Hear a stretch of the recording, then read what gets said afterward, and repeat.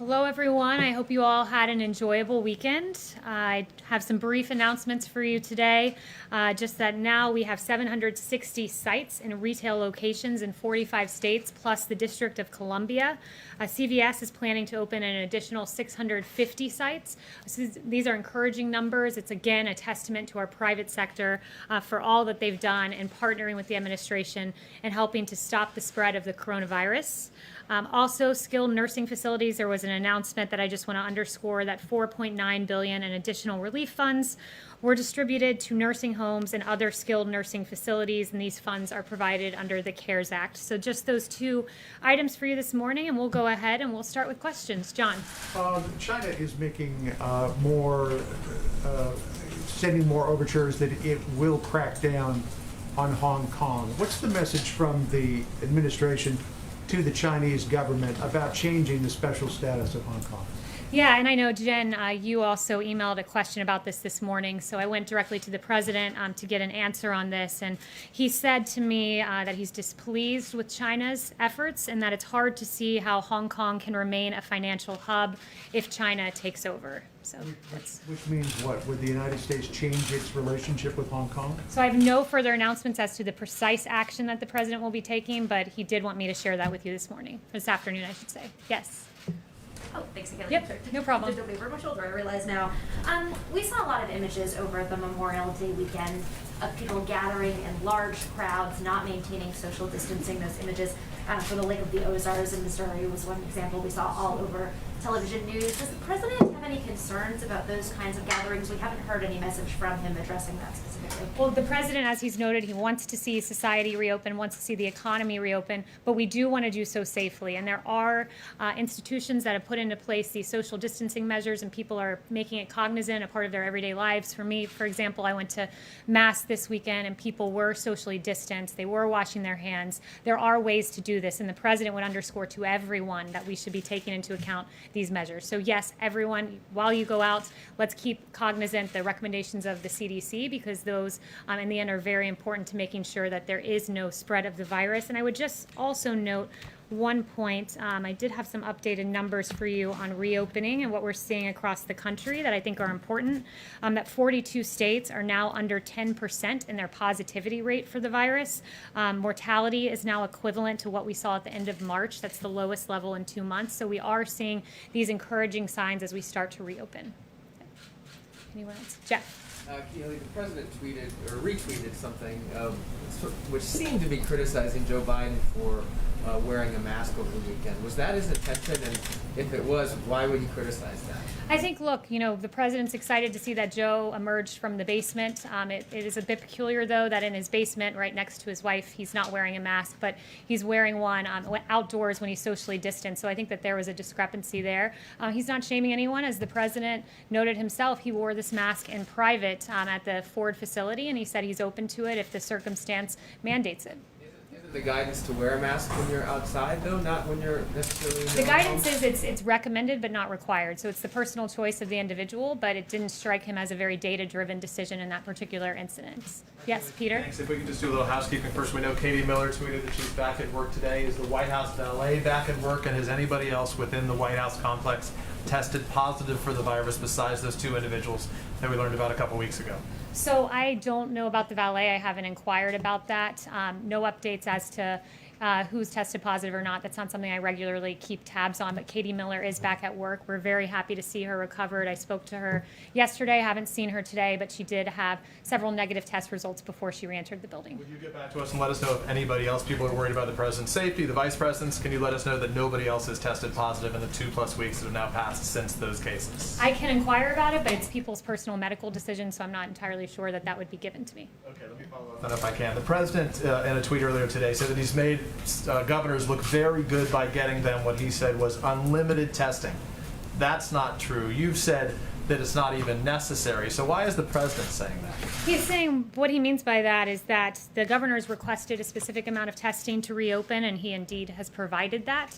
So it's not unlimited testing, you would agree? It's what they asked for in phase one. It's the full panoply of what every governor asked for that was given to him, given to them. And it's 300 to 400,000 tests per day that we're doing. That's a really good number. I did talk to Admiral Joie before coming out here, and the metric that I appear to believe the WHO, I don't particularly these days, but they say it's a good barometer of testing is 10% positivity or under. And Admiral Joie shared with me that we're nationally at 7.5%, so we're in a pretty good spot.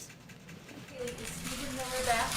Is Stephen Miller back? Yes, I just saw him in Outer Oval, so he is back and at work. Did he take some time away from the White House, though, for a while? He did. He did. He self-quarantined with his wife, but they're both back at work and healthy and happy, and we're very happy to see them around. On Glenn Fine at the Pentagon, the top watchdog over at the Pentagon, he submitted his resignation today. Can you say if that was encouraged? Did anyone ask him? And can you talk about the importance about those internal watchdogs that are in our government agencies? So you said it was Glenn Fine? That's the first that I'm hearing about this. But with regard to the other IGs, I would note that the president's within his authority, his legal and executive authority to appoint new IGs. And he said, I think last week at some point, that it's within the decision-making process of each entity, the State Department, each department, whether to keep their IG or not. And I would note that President Obama has a precedent of firing IGs as well. And there were, in fact, 47 IGs that signed a letter claiming the Obama administration hindered their efforts. So this is not without precedent when it comes to IGs. Yes. Kayleigh, is it the president's position that the Republican National Convention should go forward no matter what the COVID infection rate is by late August? The president wants to see the convention take place. He's noted that, and he wants to have a cooperative governor in making that pursuit happen. That being said, of course, we always assess the facts on the ground at any time, but at this moment, the president wants to see this convention take place and sees no reason not to as the nation begins to reopen. So if there was a significant spike in the cases, he would be open to the idea of a virtual convention, understanding that there couldn't be a traditional convention. So I won't engage on a hypothetical as to where the cases will be, but I would just note that we assess the facts on a day-by-day basis, and currently we're coming down, and that's really encouraging to see, and we're ready for the convention to take place. Yes. Yes, has the president seen the letter that Laura Klausottis' husband and widower sent to Jack Dorsey, Twitter's CEO, saying that his tweets were emotionally traumatic for him and for his wife's family? I don't know if he's seen the letter, but I do know that our hearts are with Lori's family at this time. Why is the president making these unfounded allegations? I mean, this is pretty nuts, isn't it? The president's accusing somebody of possible murder. And the family is pleading with the president to please stop unfounded conspiracy theories. Why is he doing this? Well, you know, I would note that the president said this morning that this is not an original Trump thought, and it is not. In fact, 2003 on Don Imus's show, it was Don Imus and Joe Scarborough that joked about killing an intern, joked and laughed about it. So that was, I'm sure, pretty hurtful to Lori's family, and Joe Scarborough himself brought this up with Don Imus, and Joe Scarborough himself can answer it. He's the president of the United States, and he's accusing somebody of possibly murder. I mean, this is different. He's not a private citizen. He's the president.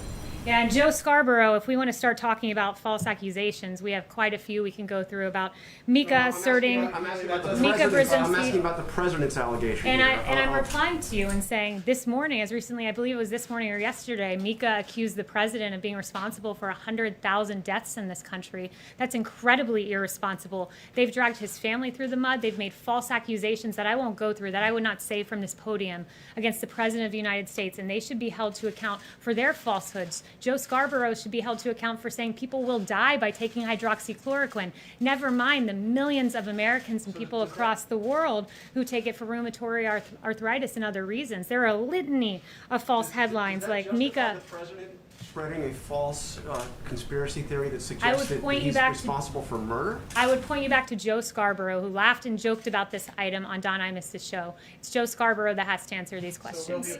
Stephen. Thank you. If I could, two questions. John Radcliffe was sworn in as intelligence director today. Has the president decided what's next for Rick Grinnell in terms of an appointment? He hasn't, but Rick Grinnell is a very valued member of this administration. He's done extraordinary work at ODNI. He has a great history. We'll see where he goes next, but just know that Rick Grinnell has done an excellent job in that position. I expect that John Radcliffe will as he takes over. And my second question, if I could, I asked the president last week on Capitol Hill about his involvement with FISA reform. And obviously, FISA is something he cares a lot about, but he told me that he had left it up to the senators to figure out. And, it's still ongoing, this process. The House has to pass the legislation that the Senate passed. The senators tried and failed by just one vote to ban the warrantless collection of Internet records. So I'm wondering if you could describe a little more how the president sees himself as part of this debate and whether he might intervene at some point going forward. Yeah, it's very personal to the president when it comes to FISA. This is an important tool in the intelligence community. He knows that, but he also knows that it was used and abused and politicized. The fact that you had 29 members of the Obama administration, there are 29 individuals of the intel community and Obama administration unmasking dozens of times, using these tools that are so much power to spy on an American citizen, to listen to their phone calls, to unmask their names. We have a Fourth Amendment in this country. It protects the rights of Americans, but the rights were not protected when it came to President Trump and his administration and Michael Flynn, whose name was leaked in a criminal fashion to the press.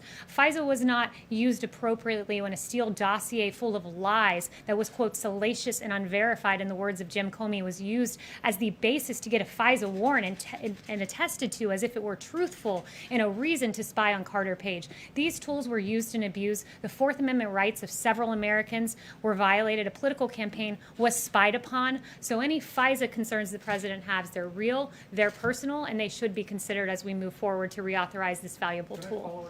Sure. If I could, Rick Grinnell, as one of his last official acts, at the request of Adam Schiff, declassified transcripts of the phone calls between General Michael Flynn and Sergei Kislyak.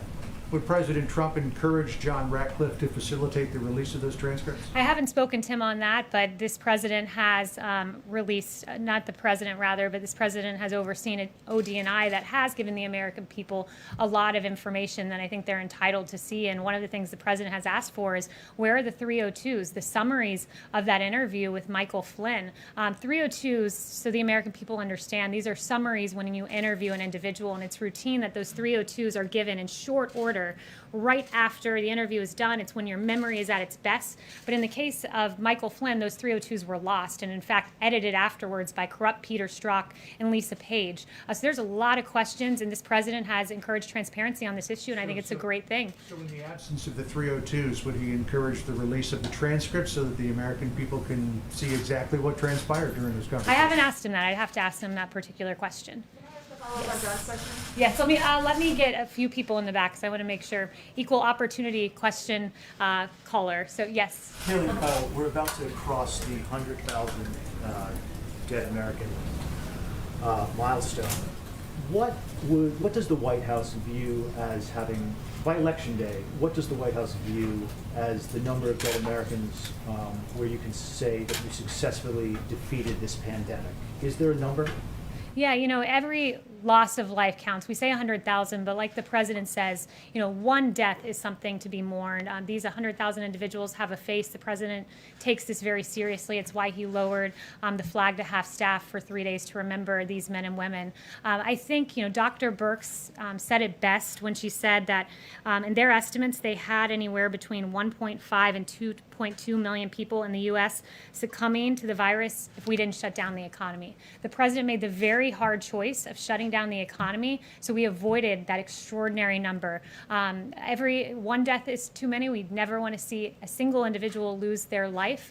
But that being said, to be under significantly that high mark shows that the president did everything in his power and helped to make this number as low as humanly possible. When voters go to the polls in November and they want to judge the president on his response to this pandemic, what is the number of dead Americans that they should tolerate and where they can argue that yes, he successfully defeated the pandemic? I think you're asking the wrong question. The right question is where did the data? I want to ask, Kayleigh, so please don't tell Where me did, I'm asking a right and or I wrong answered question. your question once, but if you ask it twice, it doesn't make it any better of a question. So I'll respond in kind. I've given you one answer. I'll continue to extrapolate upon that he always listened to the science. The president, when Dr. Fauci and Dr. Birx said you need to shut down the economy, that was hard for the president. You know, in a typical year, 120,000 people die of suicide and drug overdose. It's in a typical year. And doctors have said when you shut down an economy for an extended period of time, that number gets greater. People don't show up for their cancer diagnoses.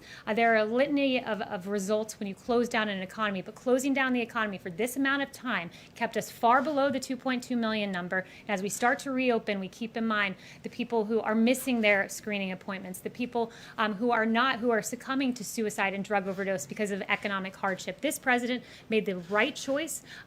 It was a delicate balance, and he did it exactly as he should, guided by data, and we are far below 2.2 million dead Americans because of the actions of President Trump. You mean? I'm going to read something really quickly. Timothy Claw Sotis wrote, quote, "Conspiracy theorists, including most recently the President of the United States, continue to spread their vile and misinformation on the platform, disparaging the memory of my wife. Why won't the President give this widower peace and stop tweeting about this conspiracy theory involving his wife? Why can't this widower get peace from the President?" I've already asked and answered this question, and our hearts are with Lori, and I think the onus is on Joe Scarborough to explain his interaction with Don Imus and his laughing on this very matter on Don Imus's show. Chanel. The widower is talking specifically about the President. Are you not going to answer that? Warrants with regards to ex-CIA Chief John Brennan. How willing are you able to go forward and say that he lied to the FBI or obstructed justice in the process of discussing Russian collusion and the Trump family? And on that note, we now have new information showing that Obama himself used foreign intelligence to actually request surveillance on the 5th and 26th floor of the Trump Tower. So to what extent was John Brennan behind that? To what extent can you share with us what you know?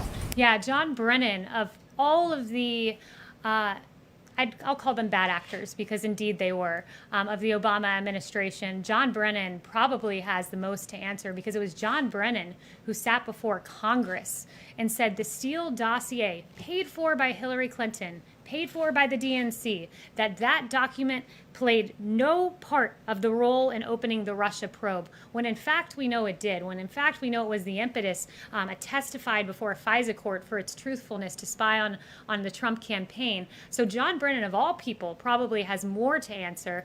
So too do Samantha Power and Susan Rice, and these individuals who admitted under oath that they, in fact, spoke to foreign leaders and representatives of foreign leaders during their transition, but yet somehow during the Trump transition, that was uncalled for. What has been done all throughout history was uncalled for and meriting unmasking and meriting cornering Lieutenant General Michael Flynn. All of these people have really legitimate questions to answer. I think we're slowly getting to the bottom of this, but it's a real travesty and really one of the biggest political scandals in modern history. Yes. It's about the G7 summit. So the area still has a very high number of cases. Prime Minister Trudeau spoke yesterday with Chancellor Merkel and President Macron. Is the president still confident of being able to organize the event in like 3 weeks? It'd be 3 weeks from now if we stick to the date. Yeah, it's a really great question and an important one because the G7, the president wants to see this take place as America reopens, as we try to approach a place of normalcy where people go back to work, where people do recreational activities but socially distance while they do it. The president thinks no greater example of reopening in this transition to greatness would be the G7, and the G7 happening here and happening probably more towards the end of June. Robert O'Brien, I believe it was asked about this weekend, and Robert O'Brien said that he's getting a great reception from world leaders who are asked about coming. We will protect world leaders who come here just like we protect people in the White House. So we want to see it happen. We think it will happen. And so far, foreign leaders are very much on board with the idea. Last week of June and here in D.C. or at Camp David? I don't know if it'll be the last week of June, but towards the end of June. And the goal is for it to be here at the White House. Yep. Yes. Right. So after the lowering of the flags this past weekend, does the president have any other plans in the works to honor the victims of the virus? Yeah, go ahead. Sorry, and a larger question is, does he see his role as mourner-in-chief in some way, which would be the traditional role of president? Yeah, I think he takes that responsibility very seriously. He said that this is the hardest part of his presidency, going through this pandemic. He says so many times that he thinks about many of his friends, some of his friends, I should say, who have perished because of this disease. It's real to him. It's personal to him. It's why he says, one death is too many, and he thinks about it all of the time. So he does see his role as that, comforting the nation, but reopening the country, giving the country hope at this time as we look forward to going back to work and resuming our lives, although in a new reality with new CDC guidelines. Actions in the works? I think lowering the flags is a great example, and we have further announcements on that front. I will be sure to share those with you. Yep, Jen. Thanks. So going back to the Clostudis family, I think is how you pronounce it, the Florida family, they have asked the president, the widower has asked the president in that letter to stop talking about this and for Twitter to take down those tweets.